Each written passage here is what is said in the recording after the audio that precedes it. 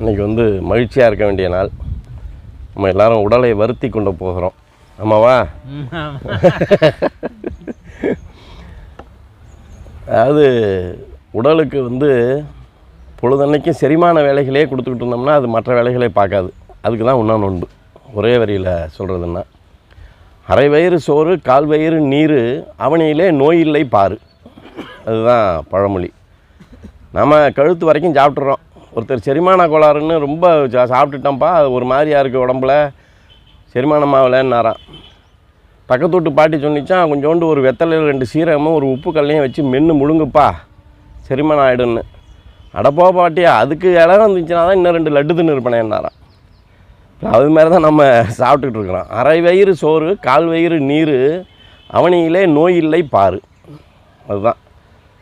அப்போ மாதத்திற்கு ஒரு முறை ஏனும் நாம் வந்து உடலை உண்ணாநோன்பு இருந்துக்கிடணும். சுத்தமாக போட்டுடணும். 24 மணி நேரம் ஒன்றும் இல்லாமல் பேசாமல் இருந்துடணும். அது கொஞ்சம் கொஞ்சமாக ஆரம்பிக்கணும். எடுத்த உடனே எச்சு கூட முழுங்காமல் உண்ணாநோன்பு இருந்தீங்கன்னா பல கோளாறுகளை கொடுத்துரும். நான் தொடக்கத்தில் அது மாதிரி இருந்து கொஞ்சம் அவஸ்தைப்பட்டு போயிட்டேன். தலையெல்லாம் வலிக்க ஆரம்பிச்சிட்டு.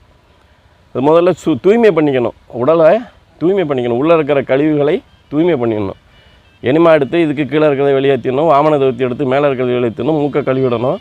கண்ணை கழுவி இதெல்லாம் தூய்மை பண்ணிக்கிட்டு அதுக்கப்புறம் கொஞ்சம் கொஞ்சமாக நீர் குடிச்சிட்டு உண்ணாவிரதம் இப்படி ஒரு இதாக ஆரம்பித்து எச்சு கூட முழுங்காமல் உண்ணாவிரதம் வரைக்கும் இருக்கலாம். இப்போ இந்த உண்ணாவிரதம் இருக்கிறனால என்ன நன்மைன்னு கேட்டிங்கன்னா, நம்ம வண்டியெல்லாம் சர்வீஸுக்கு விட்றோம்ல, ஓவர் ஆயில் பண்ணுவோம். கொண்டு போய் எல்லாத்தையும் சுத்தம் பண்ணி ஆயில் கீழெல்லாம் கரெக்ட் பண்ணி சரி பண்ணி பிரேக்கை சரி பண்ணி வண்டியை விட்ற மாதிரி தான் இது. இப்போ ஏன் உண்ணாநோன்பு இருக்கணும் அப்படின்னா, உங்களுக்கெல்லாம் தெரிஞ்சது தான். 3 வேளை 4 வேளை 5 வேளை சாப்பிட்றோம் நம்ம. காலையில் டிஃபனு, அப்புறம் 11 மணிக்கு காப்பி டீ, மத்தியானம் சாப்பாடு, 3-3:30 மணிக்கு காப்பி டீ, இரவு உணவு. இப்படி தொடர்ந்து சாப்பிட்டுக்கிட்டே இருக்கும்போது மூளையானது வயிற்றுக்கே ரத்தத்தை அனுப்பிக்கிட்டே இருக்கும். பாக்கி உறுப்புகளுக்கு போகிற ரத்தம் குறைவாக ஆகிடும்.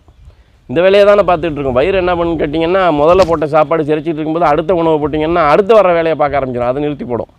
அடுத்து மேலே ஒருத்தன் வந்துட்டான் அவனை பாரு அப்படின்னு அந்த வேலைகளை பார்க்க ஆரம்பிச்சிடும். அப்போ இந்த செரிமான வேலைகளுக்கே ரத்தம் போயிட்டே இருக்கும்போது பாக்கி வேலைகளை பார்க்காது. உண்ட களைப்பு தொண்டருக்கும் உண்டு சொல்லுவாங்க. தொண்டை அறமாக செய்பவர்கள் அவர்களுக்கே உண்ட களைப்பு உண்டு. ஏன் களைப்பு வருது அப்படின்னா, சிறுமலையானது வயிற்றில் நிறையா நொம்பி போனோன்னா ரத்தத்தை தனக்கு குறைச்சிக்கிட்டு இங்கே அனுப்பி விட்ரும். அப்போ அது கொஞ்சம் சோர்வடைஞ்சு போயிடும். அதனால தான் ஒரு களைப்பு, சாப்பிட்டோன்னா ஒரு மயக்கம் வர்றது. அப்போ அரை வயிறு சாப்பிட்டுட்டு கால் வயிறு நீரை சாப்பிட்டுட்டு சும்மா உட்காந்துருந்தீங்கன்னா ஒன்றும் பிரச்சனை இல்லை, செரிமானம் எளிதாகும். நாம் இங்கே பதாகைகள்லாம் போட்டிருப்போம், படித்து பார்த்தீங்கன்னா தெரியும். நீரை சாப்பிடு உணவை குடி அப்படின்னு. நீரை சாப்பிடணும், உணவை குடிக்கணும். அதான் பதாகைகளை போட்டிருப்போம் நாங்கள். நீரை வந்து சாப்பிடணும், கொஞ்சம் கொஞ்சமாக சப்பி சப்பி இடுதல் தான் சாப்பிடுதல். சப்பி சப்பி இடணும்.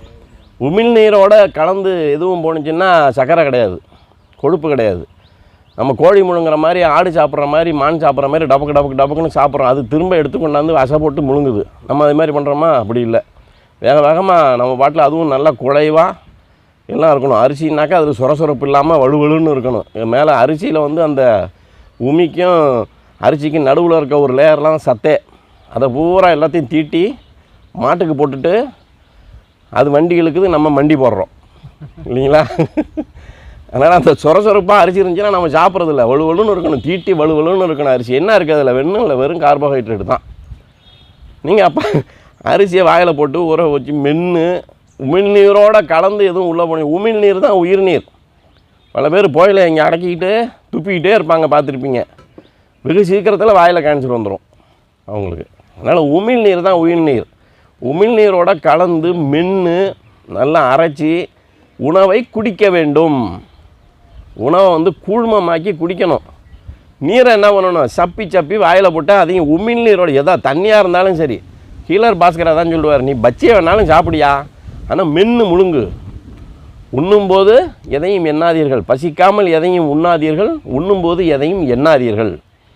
சாப்பாடு சாப்பிடும்போது வேறு எதையும் நினைக்கக்கூடாது, சிந்தனை வேறு எங்கே இருக்கக்கூடாது, சாப்பாட்டில் தான் இருக்கணும். நீங்கள் முன்னாடியெல்லாம் சாப்பாடை வச்சுக்கிட்டு இப்படியெல்லாம் நம்ம தண்ணியெல்லாம் சுற்றி இப்படி எடுத்து இதெல்லாம் பண்ணுவாங்க. இப்போ அதெல்லாம் பண்ணுறோமா? ஏன் அதெல்லாம் பண்ணுறாங்கன்னா, இந்த உணவில் நம்முடைய கண் பதியணும். பதியும் போது மூளைக்கு போகும். அப்போ இந்த உணவு இப்படி இருக்குது, இது இப்படி இருக்குது, இதை இப்படி செரிக்க வைக்கணும் அப்படின்னு அந்த மூளையானது செயல்படணும். அதுக்கு செயல்பட நேரமே கொடுக்கறது இல்லை. அப்படியே முன்னாடி டிவியை பார்த்துக்கிட்டே இருக்கிறது, ஏதாவது செய்தியை கேட்டுக்கிட்டே இருக்கிறது, இப்படி காதில் வச்சுக்கிட்டு அப்புறம் சொல்லு அப்படின்னா இப்படியே சாப்பிட்டுக்கிட்டே இருந்தோம்னா என்ன ஆகும்? சரியாக உணவு செரிக்காது.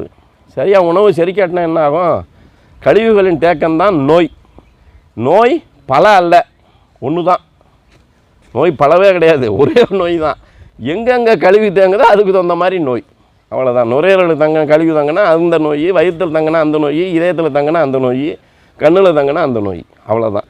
ஆக நோய்களுக்கு அடிப்படை காரணம் கழிவுகளின் தேக்கம், அதுதான் அடிப்படை காரணம். கழிவை நீக்கிக்கிறது தான் உண்ணா நோன்பு சட்கிரியைகள்.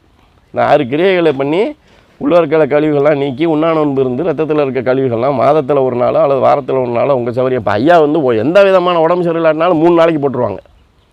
இப்போ 3 நாளாக உண்ணா நோன்புங்க ஐயான்ருவாங்க. எங்கள் மாதத்தில் கிட்டத்தட்ட 15 நாள் கிட்டத்தட்ட அவங்க உண்ணா நோன்பு தான் இருக்கிறாங்க. சாப்பிட்றதே ரொம்ப குறைச்ச 2 வாழைப்பழம் கொஞ்சோண்டு அவ்வளோ தான் சாப்பிடுவாங்க. அதுலேயும் பார்த்தீங்கன்னா உண்ணா நோன்பு 83 வயசாகுது ஓடிக்கிட்டு இருக்கிறாங்க. அதனால் உண்ணா நோன்பு ஒரு உயரிய மருந்து. உண்ணா நோன்பே உயரிய மருந்து, லங்கனம் பரம ஔஷதம். அதுக்கு இன்றைக்கி நாம் பழகிக்க போகிறோம். பெரும்பாலானவர்கள் பழகினவர்களாக தான் இருப்பீர்கள். இருந்தாலும் அதை பழகிக்கிறோம். முறையாக எப்படி செய்கிறது என்னங்கிறத நாம் பழகிக்கிட்டு அதை மாதம் ஒரு முறை நீங்கள் கடைபிடித்து நோயில்லாத வாழ்வு, நிறை வாழ்வு வாழ வேண்டும் என்று வாழ்த்தி இதை தொடங்கி வைக்கிறேன். நன்றி, வணக்கம்.